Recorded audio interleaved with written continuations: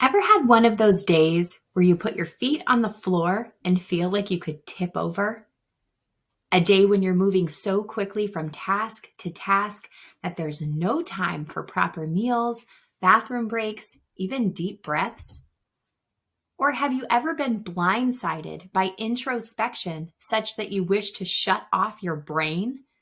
A day when interiority takes over your exterior life to the point that you may as well be staring hard at your own belly button for all the tasks you're completing.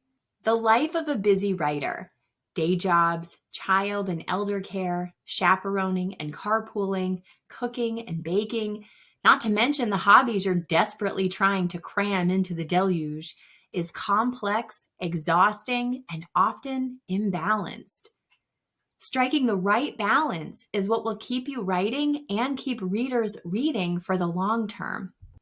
Most of the writers I know, including me, operate by empathy and intuition. We put so much of ourselves into the world, doing as much as we can for everyone else, that our own goals sometimes take a backseat to others' needs. Because of this, we often accept imbalance as a necessary fact of life, even though the costs of doing so compound over time, leaving us in a spiritual deficit. Rushing to handle all the things often leaves us with little or no time to focus on the right things, the things that alight our souls and keep the internal passion fires burning. Bringing balance into our processes is a soul bomb for creativity.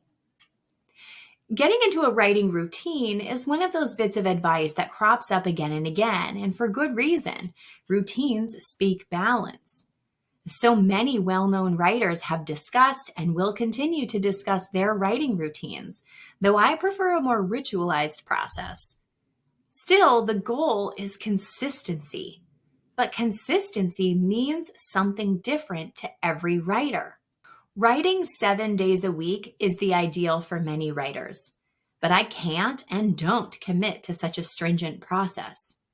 Some days I just cannot. Some days I won't make adequate time. Some days the voices don't speak loud enough. Some days the barrage is pure chaos in need of sorting. And I haven't even mentioned all the other things on my daily to-do.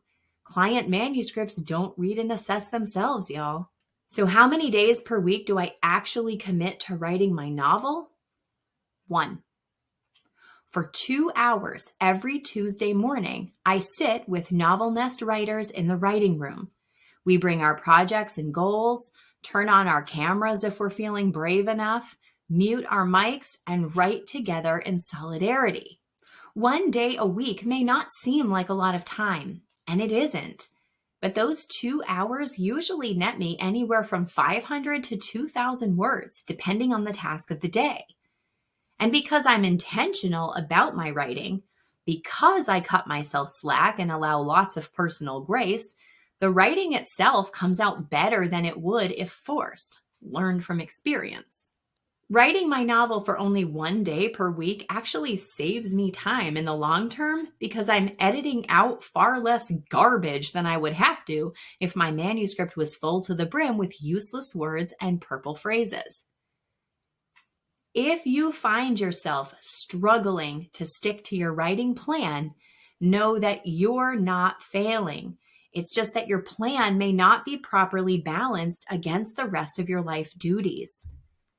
Think about your writing goals and what you can actually commit to doing for long-term sustainability. Then block that time on your calendar, set appointment alerts, and when the calendar alarm goes off, go do your thing. You may find that rebalancing your writing process, even reducing your writing time to a more manageable level, will keep you moving more steadily along and making progress. In the same way our writing and creative processes can go off kilter, disturbing the balance and becoming unsustainable, so too can our stories. In fiction, the dance between plot events and character development is intricate and requires a careful look at how the two major narrative drivers interplay over the course of your story. Too many plot events without enough character development, and your reader may finish your book in a state of near whiplash, scrambling to process everything they've just read and what it means for them. Similarly, too much character development without enough plot events, and your reader may finish your book in frustration, lamenting the neurotic, navel-gazing narrative of a story that left them uninspired and holding too many questions. Balance, in stories as in life, matters. Yes, we want to hook and reel in our readers, of course. But if we hook them and keep hooking them repeatedly, eventually the roofs of their mouths will get sore, their jaws will tire, and they'll let that damn worm go. A horrendous fishing analogy for some reason. And we do want to reach our readers, cause them to explore their inner depths, uncover their own flaws and how they feel about them. We want our stories to change readers.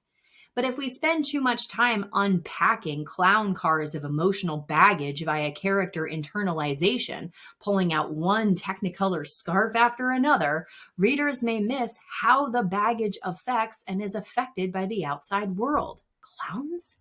These analogies are getting out of hand. Neither humans nor well-rounded characters live their lives strictly internally or externally.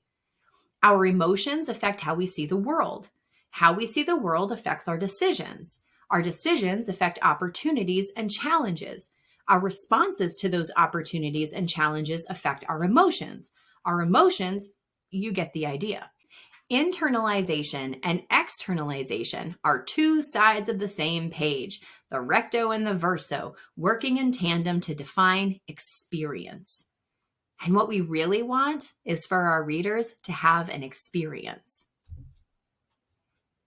If early readers have suggested your plot is too fast, your main character too neurotic, your story unbelievable or unrelatable, you may have a structural imbalance which needs to be corrected for reader engagement and immersion.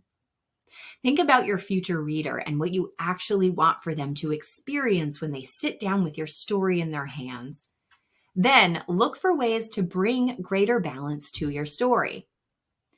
There are some other videos available on the MetaStellar YouTube for further exploration. Structure, character, plot, goal, motivation, and conflict, balancing a bittersweet ending, weave backstory into fiction, and write a letter to your reader. I hope if you peruse all or some of these videos that you get something out of them you can use to bring better balance to your story. And you may find that rebalancing your narrative will keep your readers more interested and invested in your story world. When you achieve a state of balance in your own life, you will find it's easier to spot imbalances in your characters' lives and narratives. So, start with yourself. What's one thing you can do today to bring better balance to your writing life? Share in the comments and let the great rebalancing begin. Happy writing.